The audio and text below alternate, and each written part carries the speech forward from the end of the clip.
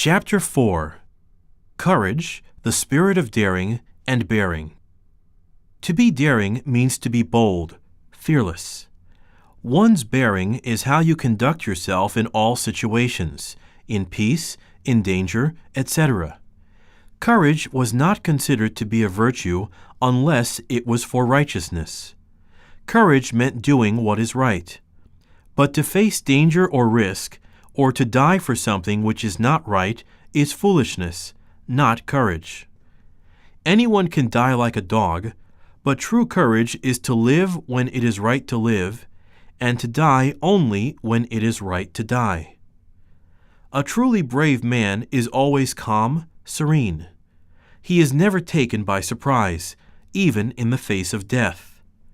He is cool in battle, unshaken by earthquakes, and laughs at storms. In extreme danger, he can write a poem, sing a song quietly to himself. These are the signs of a big spirit, a mind capable of holding much, yo-yu.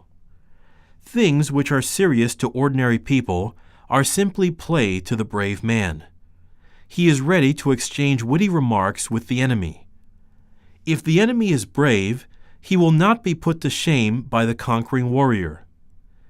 The enemy could be respected and even loved.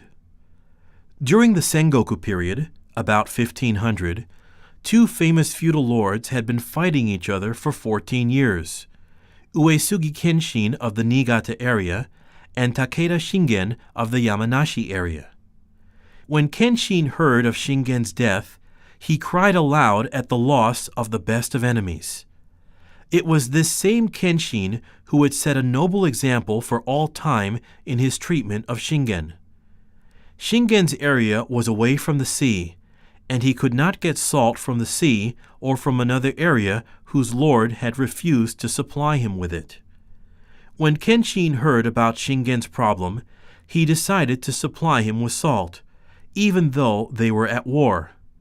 Kenshin said, "I do not fight with salt, but with the sword." Bravery and honor alike require that we should have as enemies only those who are worthy of being friends in peace. Strength of mind and body and fearless courage appeal very much to young minds. They are the qualities that young boys wanted to imitate and have as their own. Stories of military courage were well known from a very early age. A mother would become angry at her little boy if he complained about some small pain. She would say, "What will you do when your arm is cut off in battle? What will you do if you have to do harakiri?" Even when his stomach is empty, for a samurai it is a disgrace to show that he is hungry. Many such stories are told, but they are not the only way of building a daring and fearless spirit.